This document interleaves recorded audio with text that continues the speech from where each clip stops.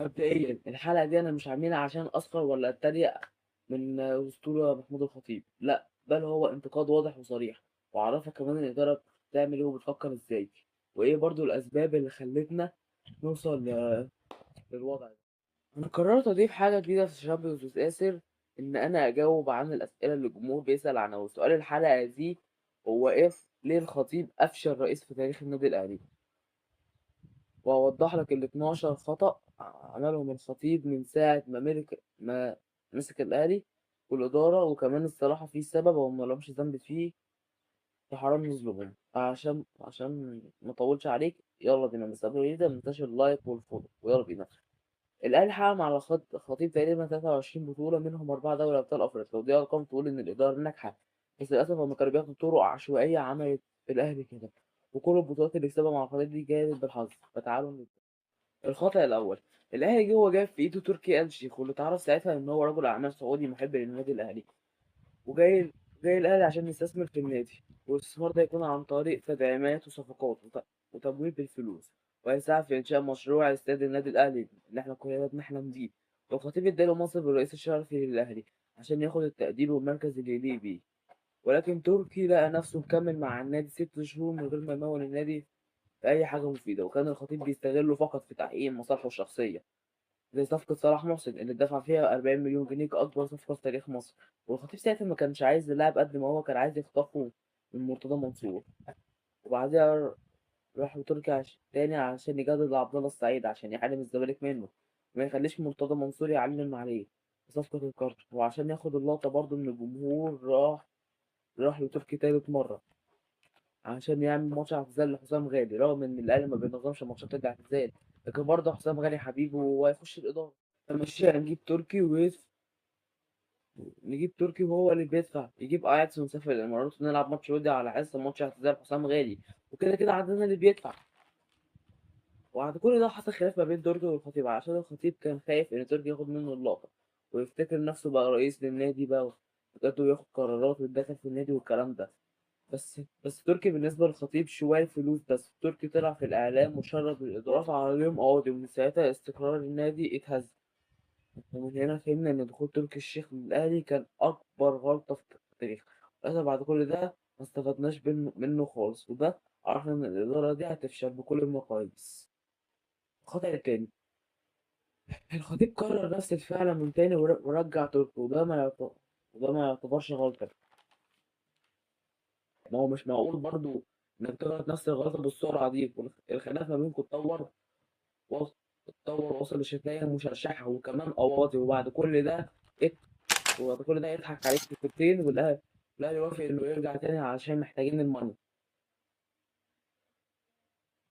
زي ما هو متعود يكسر مبادئ الأهلي، زي ما ضرب المبادئ في حوار عبد الله السعيد وماتش اعتزال حسام غالي، وضرب مبادئ الأهلي كمان في رجوع تركي الشيخ، وأصبحت عودته دي إهانة لكرامة النادي وكرامة الخطيب. ومع ذلك معرفش يستفاد منه برضه، لا صفقات ولا مشاهدة السد الأهلي، هو بس كان رايح يعمل ماتش اعتزال حسام عاشور. وطبعا حصل المتوقع، حصل الخلاف من تاني، لأن تركي الشيخ كان عايز يسيطر على النادي ويتحكم في كل حاجة. هو وجوده هيبقى فتنة كبيرة، وكلنا عارفين كده إلا محمود الخطيب ذات نفسه. وتم طرد تركي من الشيخ للمرة التانية من الأهلي، بس تركي طبعا مسكتش ورجع في سكة التلقيح والهجوم على الإدارة من تاني. والخطيب فعلا معرفش يستفاد منه، ولا عارف يسكته، ولا عارف يرد عليه، ولا حتى ياخد موقف. جماهير المنافسة بقت تتريق على اللي بيحصل وعلى مبادئ النادي. أصل مش معقول كل شوية كل شوية يشتمك يا بيبو ترجع له تاني. من الحدث ده اتأكدنا إن الإدارة دي مفيش أغبى منهم، وبيبو هيبقى أفشل رئيس في النادي. الخطأ التالت، ملف التعاقدات. ملف التعاقدات دايما فيه مشكلة، وكل ملكاته لازم أن يبقى كارثة عشان الإدارة ما بيجيبش صفقات مناسبة للنادي. كمان بيسترخصوا يدفعوا ملايين للعيبة تستحق، وما عندهمش مشكلة يدفعوا ملايين في لعيبة أي كلام. بس أهم حاجة عندهم يوفروا فائض الميزانية. ومن هنا عرفنا لقب البخيل بينطبق على مين بالظبط. بس الحق يتقال الصراحة. أحيانا كانوا بيجيبوا لعيبة سوبر، بس كانت بتبقى بعد خراب.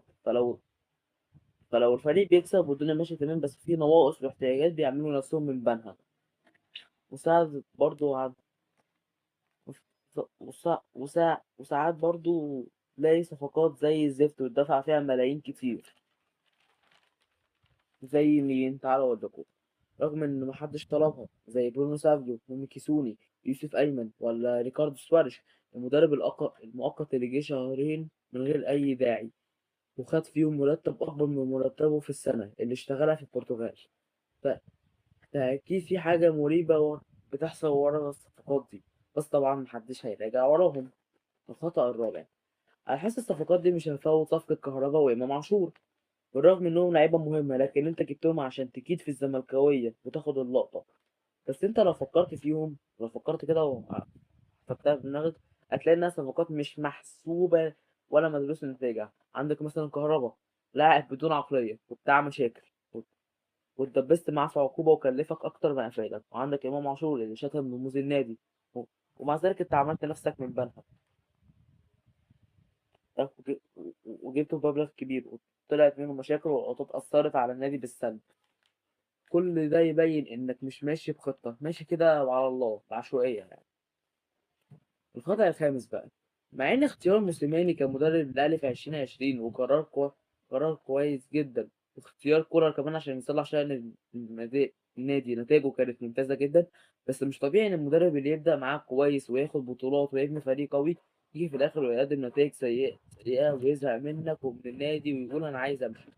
وده راجع للتطفيش الغير مباشر اللي بتعمله الإدارة. يعني مثلا مفيش مدرب أنت جبته من اللعيبة هو اللي هو عايزها، ما جبتش مدرب، ما جبتوش اللعيبه اللي هو، جبت له اللعيبه اللي هو عايزها، بالاضافه للضغط اللي بتعمله الاداره من غير ما يقعدوا معاه ويفهموا مشاكل. مثلا الواحد زي موسيماني مشي بسبب انه كان مضغوط عليه وهو شايف انه ما عملش اي حاجه، وكولر بقى عايز يعتزل لان ريقه نشف وهو بيقول انا عايز لعيبه ابوس ايديكم. ده اسلوب غير احتراف عمليه الاداره، وبيثبت ان الاداره دي لا تستحق العمل في الاهلي. الخطأ السادس، من وجهة نظري الخطيب عنده مشكلة نفسية كده، ان هو عايز دايما يبقى صاحب اللقطة ومش عايز حد ينتقده، وانا هنا بنتقده. ما بيفكركش بحد ده؟ ايوه هو. بس الفرق ان مرتضى منصور كان بيطلع يزعق ويقول انا اللي عملت كذا، انا اللي جبت كذا. لكن الخطيب ما يحبش يطلع في الصورة خالص، بس يحب الفضل ينتسب له. عارف انت الشخص اللي بيبقى ايه، عامل حاجة جامدة دوت والله اكبر عليك يا ابني وايه الحلاوة دي، بس يقول ايه، انا ما بحبش اتكلم عن نفسي كتير. او الخطيب زيه كده. ها، ومش الفضل في البطولات، دي مش مهم بالنسبه له. الفضل في القرارات اللي تخص مبادئ النادي الاهلي، وفي نفس الوقت بيقول للجمهور ان معاهم ومقدر غضبهم وزعلهم. هو اصلا بيحاربهم باللجان الالكترونيه والهاشتاج المضاد. زي بقى الاعلام اللي بيقعد يطبل له 24 ساعه ده، وانا اساسا ما بتفرجش على اي واحد فيهم، انا ما بتفرجش على اعلام اساسا. انا عشان بيقعدوا يطبلوا له ها، ويعملوا بيداروا على اي تخلف. وده ادعاء مثاليه شويه انه قدام الناس بيطبق مبادئ النادي الاهلي وماشي في سكه انه تربيه المايسترو صالح سليم ومتعلم منه وسيستم العام للنادي. لكن في الحقيقه هو ما حققش غير مبادئه الشخصيه. فاحنا فعلا مش فاهمين شخصيته ولا تفكيره. الخطأ السابع، الموسم اللي فات ده كان اهم موسم في تاريخ الاهلي، وكل الناس كانت عارفه كده الا محمود الخطيب. ما المفروض انك لما تفضل فريق ويدخل لك عائد مادي كويس لازم تعوض بلعيبه كويسه، لانك برضو ده كنت داخل تنافس على كاس الانتركونتيننتال وكاس العالم للانديه. لازم تجيب لعيبه بجوده عاليه عشان توصل لابعد نقطه، والمفروض ان ده الطموح. بس الاداره دخلت الموسم من غير اي تدعيمات، فطبيعي ان المشاكل تظهر بعدين. يوم بعد يوم نكتشف ان الاهلي محتاج لعيبه في اسرع وقت. فكرة إنك ما كنتش عارف إن ده موسم تاريخي، تبقى دي مشكلتك. الخطأ التاني، الأخطاء اللي جاية دي كلها حصلت في الموسم اللي لسه خلصان ده، والصراحة في سبب فيهم هم ملهمش ذنب فيه، بس تعالوا نقوله للآخر. الخطأ التامن هي الصفقات الكيدية. وده لسه بتكلم عليها. بس السنة دي أنت جبت لعيبة متكسحة ودفعت فيها ملايين زي زيزو وبن شرقي، ودي صفقات جاية عشان الفلوس، فما بيلعبوش بروح، ما بيعملوش حاجة. فدي من الحاجات اللي دمرت النادي.